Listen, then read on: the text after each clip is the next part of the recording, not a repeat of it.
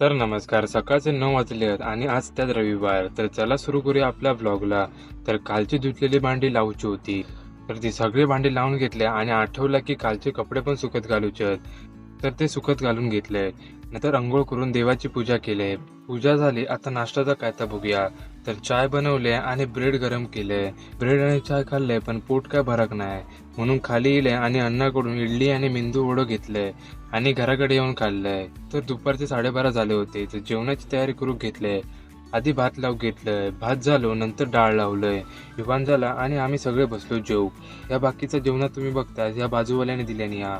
तर जेवलं वगैरे आणि पिक्चर बघत बसलो. संध्याकाळी फुटी चहा पिले आणि देवाक दिवो लावले आणि नंतर अभ्यासाक बसलोय. तर आज गणपती बाप्पांचा विसर्जन असा. तर आम्ही सगळ्यांनी आरती केलो आणि गणपती बाप्पांका घेऊन निघालो गिरगाव चौपाटीवर. तर चौपाटीवर येलो तर चौपाटीवर भरपूर गर्दी होती.